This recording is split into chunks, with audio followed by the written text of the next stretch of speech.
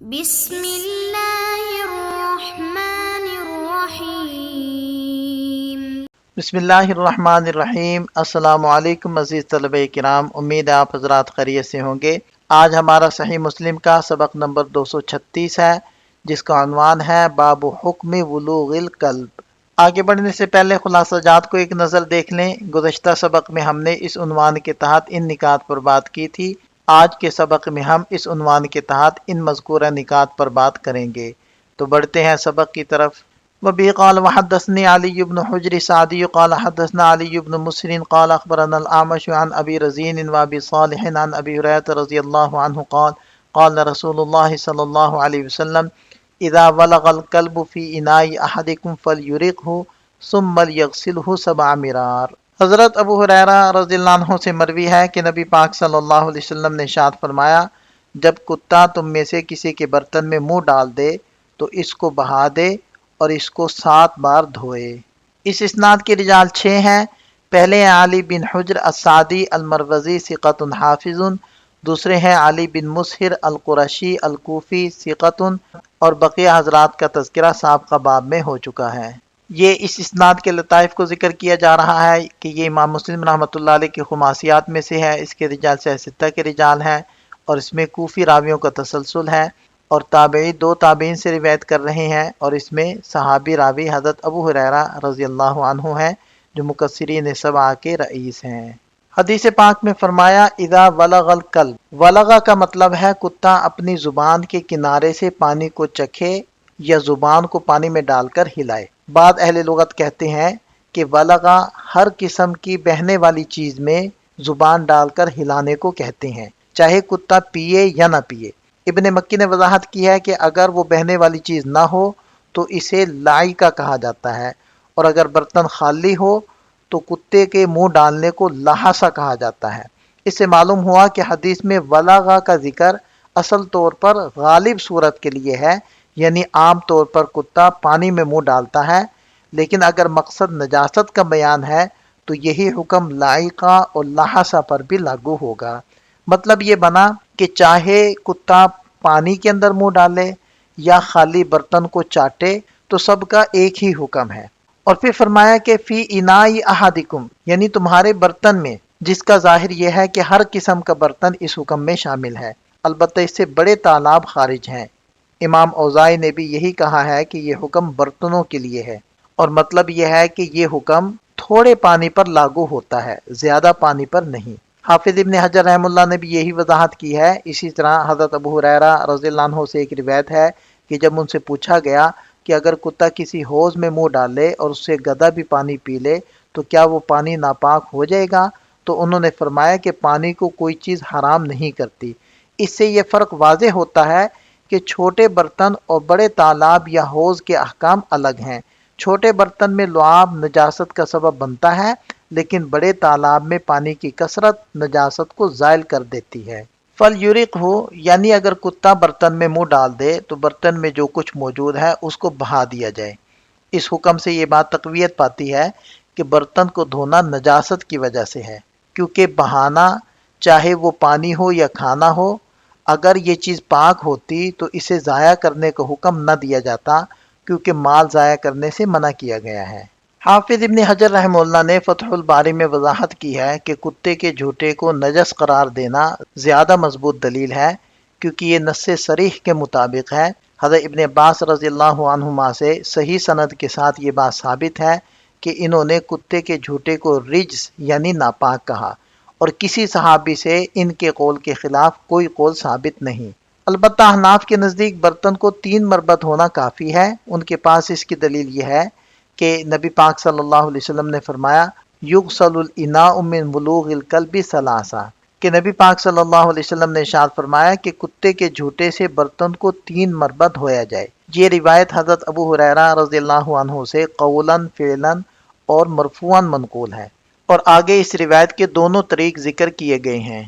فقہائے کرام کے اختلاف کو ہم ذرا تفصیل سے دیکھ لیتے ہیں کہ 2 چیزوں میں اختلاف ہے، ایک تو کتے کے جھوٹے کے پاک یا ناپاک ہونے میں، دوسرا برتن کی تطہیر کے بارے میں۔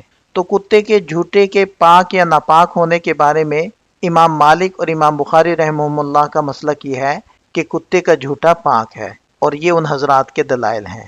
جبکہ جمہور فقہا یہ فرماتے ہیں کہ کتے کا جھوٹا ناپاک ہے، جس کی یہ دلائل موجود ہیں۔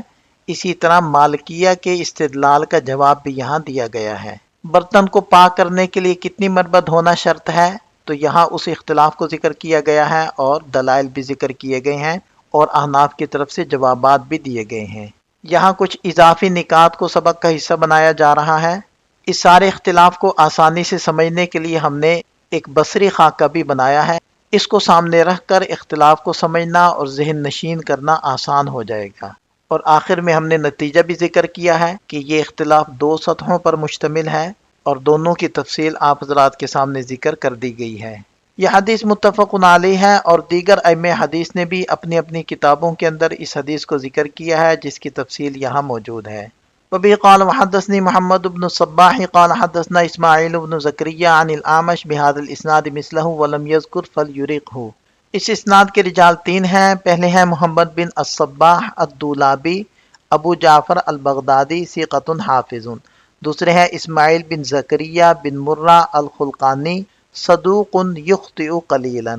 وبه قال حدثنا يحيى بن يحيى قال قرأت على مالك عن أبي الزناد عن الأعرج عن أبي هريرة رضي الله عنه أن رسول الله صلى الله عليه وسلم قال إذا شرب الكلب في إناء أحدكم فليغسله 7 مرات۔ حضرت ابو ہریرہ رضی اللہ عنہ سے مروی ہے کہ نبی پاک صلی اللہ علیہ وسلم نے فرمایا، جب کتا تم میں سے کسی کے برتن میں سے پیے تو اسے چاہیے کہ برتن کو 7 بار دھوئے۔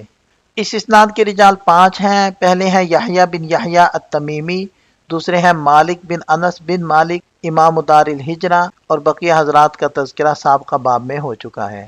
وبه قال وحدثنا زہیر بن حرب قال حدثنا اسماعیل بن ابراہیم عن ہشام بن حسان عن محمد بن سیرین عن ابی ہریرہ رضی اللہ عنہ قال قال رسول اللہ صلی اللہ علیہ وسلم طہور اناء احدکم اذا بلغ فیہ الکلب ان یغسلہ 7 مرات اولاہن بالتراب۔ حضرت ابو ہریرہ سے مروی ہے کہ نبی پاک صلی اللہ علیہ وسلم نے فرمایا، جب تم میں سے کسی کے برتن میں کتا منہ مار لے تو اس کی پاکی یہ ہے کہ اسے 7 بار دھویا جائے اور پہلی مرتبہ مٹی سے مانجے۔ اس اسناد کے رجال بھی 5 ہیں۔ پہلے ہیں زہیر بن حرب النسائی، دوسرے ہیں اسماعیل بن ابراہیم جو ابن علیہ کے نام سے معروف ہیں، ثقۃ ثبت، اور بقیہ حضرات کا تذکرہ سابقہ باب میں ہو چکا ہے۔